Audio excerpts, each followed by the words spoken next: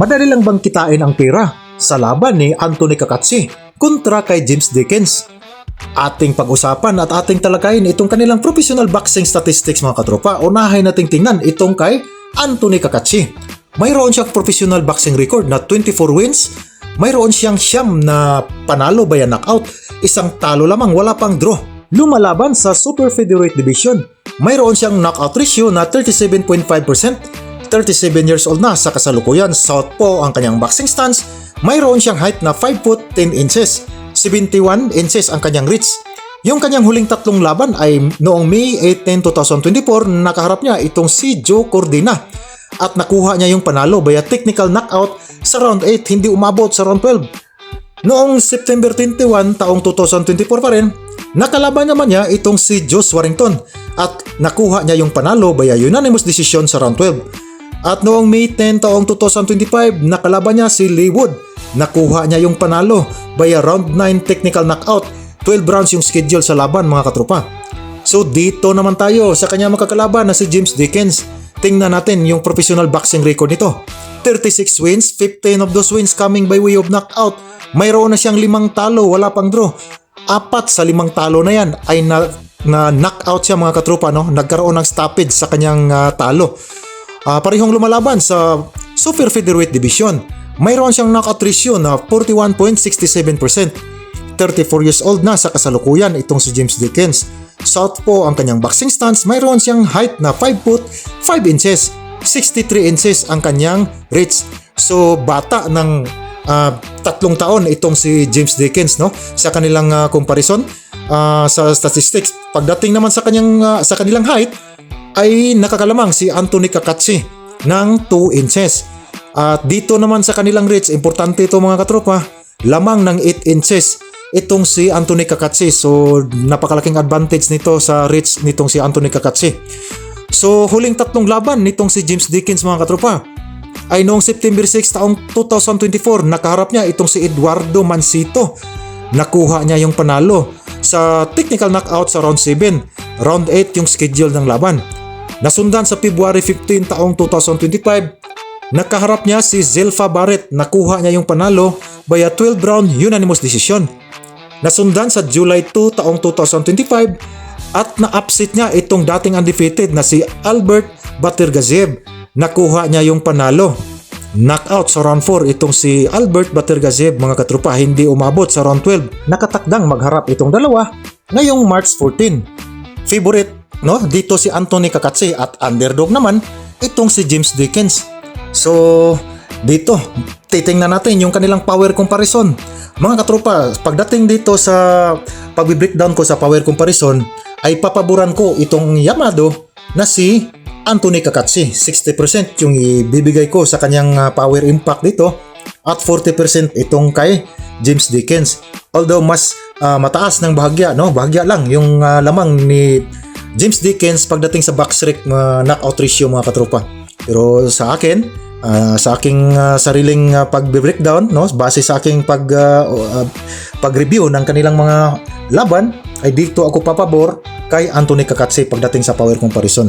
So, proceed tayo sa speed and footwork. Pagdating sa speed and footwork mga katropa, no, kahit na medyo mas malaki ng bahagya itong si Anthony Kakatsi, nakitaan ko siya ng bilis ng kanyang mga suntok, lalo na sa kanyang kombinasyon din mga katropa, no?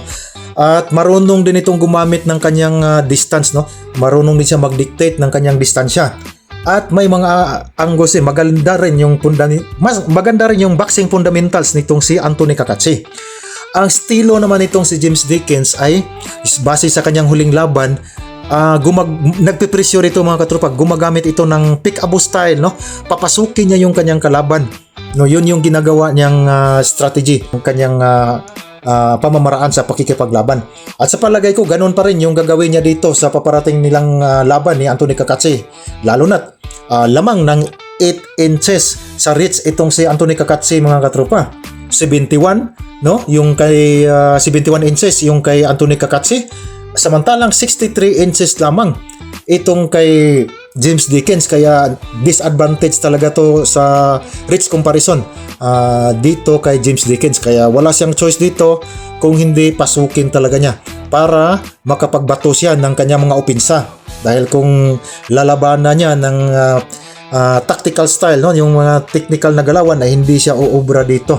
Mas mahaba yung galamay nitong si Anthony Kakatsi, kaya no choice siya dito kundi pasukin talaga niya ito. Pagdating naman sa endurance at durability, dito mga katropa, ibigay ko lang na 50-50 lang sila dito. Dahil sa huling laban ako magbabase hindi na sa mga previous na ilang taon na yung lumilipas, no, dahil mayroon itong talo si James Dickens, no, na 5. 4 sa talo na yon ay tinapos siya bayas sa stoppage ng kanyang mga nakalaban. So questionable yung kanyang endurance at durability dito, yung kanyang durability, no, kung gaano ba siya katibay. Subalit sa huling laban ay nakitaan ko ng improvement ito sa kanyang performance mga katropa. Siguro nag-evolve na rin sa training camp, no, sa kanyang training routine, nutritionist, at pati na rin siguro sa kanyang conditioning. Nag-evolve na rin kaya nagawa niyang i-upset yung kanyang nakalaban na si Albert Batergazev. Maganda yung kanyang performance sa laban na yun mga katropa. At napansin ko din sa laban na yun kontra kay Albert Batergazev, bulky yung pangangatawan nitong si James Dickens mga katropa, kaya tumibay yung kanyang durability sa laban na yon, na kaya na niyang i-absorb ang mga banat ni Albert Batergazev. So palagay ko bago sila magharap ngayong March 14 ay mayroong kumpiyansa itong si James Dickens, no? Pareho silang may kumpiyansa dahil parehong maganda yung kanilang performance sa huling 3 laban, kaya magandang laban din ito. Pero sa palagay ko papabor pa rin dito si Anthony Kakatsi, no, dahil sa aking pananaw mas mabigat yung kanyang mga binibitawang suntok. At idagdag pa natin, mas mahaba yung kanyang reach, mas malaki siya ng bahagya, no? Mas mataas siya ng 2 inches sa kanilang tangkad, pero hindi masyadong magiging problema dito yung 2 inches height advantage ni Anthony Kakatsi. Ang problema talaga dito ay yung 8 inches na kalamangan pagdating sa reach. Malaking bagay talaga yung reach advantage dito, lalo na marunong din bumato ng mga kombinasyon nito, masipag din bumato ng kombinasyon nitong si Anthony Kakatsi, no. Pero di natin alam din dahil boxing ito mga katropa, lahat pwedeng mangyari, no. Pero yun nga, kung dito lang tayo sa breakdown, kung hindi lang mamalasin itong si Anthony Kakatsi, mas mataas na talaga yung chance niya, pabor siya dito na manalo talaga mga katropa. So 12 round yung schedule ng kanilang laban. So i-breakdown natin kung sino ba yung mas nakakalamang pagdating sa haba ng laban.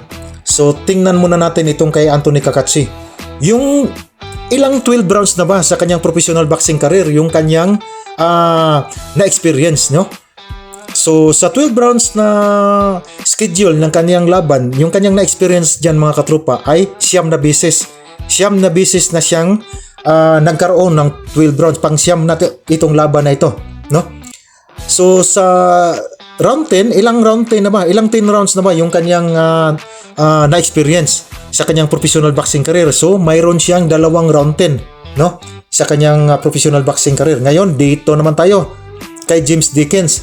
So pang ilang round 12 na ba sa professional boxing experience itong si James Dickens. So mayroon siyang 10 12 rounds na. So nakakalamang ng isang laban na 12 rounds yung schedule itong si James Dickens kumpara kay Anthony Kakatsi. So dito tayo sa susunod sa round 10, pang ilang round 10 ba na experience itong si James Dickens. So mayroon siyang 9 mga katropa, no. So advantage siya ng 7 laban kasi dalawang laban lang na 10 rounds yung kay Anthony Kakatsi, samantalang itong kay James Dickens ay 9. So lamang siya ng 7 beses. So importante ding tingnan natin to mga katropa dahil sa kanilang endurance, no. Mamatter din kasi ito yung durability din, kung ilang mahabang rounds ba yung kanilang nasubukan, yung kanilang na-experience, no. So dito tayo titingin sa ilang professional fights na ba itong si Anthony Kakatsi. So mayroon siyang 26 professional fights na total mga katropa. Kumpara dito kay James Dickens, ilang professional fights na ba? Mayroon siyang 42 professional fights. So dito tayo sa bago nagprofessional. Tingnan muna natin yung amateur background ng dalawa. So kaya pala konti lang yung kay Anthony Kakatsi dahil dito nahubog siya sa amateur. Mayroon siyang total of 49 fights dito sa kanyang amateur background, no? Marami yung kanyang experience sa amateur. Samantalang kay James Dickens mga katropa ay mayroon lamang siyang 11 fights. No, 11 fights lang yung kanyang background sa amateur. So, pagdating dito sa sino ba yung mas gutom na manalo? Equal lang ito sa aking pananaw mga katropa, pareho lang. Sino ba yung mas accurate? So, papabor ako base sa aking nakikita sa huling laban ay dito ako papabor kay Anthony Kakatsi. So, sino yung mas mataas yung ring IQ, yung diskarte sa laban? Dito pa rin ako kay Anthony Kakatsi mga katropa. Pagdating ng overall breakdown, so sino ba yung mas may advantage, no? Saan ko ba ibibigay yung ilang porsyento ba yung ratio na ibibigay ko dito na mananalo sa advantage dito? Yung advantage dito mga katropa ay si Anthony Kakatsi. Mataas yung ibibigay kong rating sa kanyang ratio dito mga katropa. Ibibigay ko 85% na makukuha niya yung panalo dito. 15% lang yung ibibigay kong percentage dito kay James Dickens na manalo, pero di natin yung mga professional boxing analyst nga mga katropa ay magkakamali pa rin. So tayo pa kaya dahil boxing ito pwedeng mangyari yung hindi inaasahan, pero mas advantage din kasi pag maggawa tayo ng ganito yung pagbe-breakdown dahil dito malalaman natin kung sino ba yung mas mataas yung probability na makuha yung panalo, no? So dito ko ipapabor sa liyamado na si Anthony Kakatsi, tropa. So para sa akin mukhang mas malapit-lapit na easy fight ito sa kanya, no? Dahil mas lamang siya sa physical statistics, no?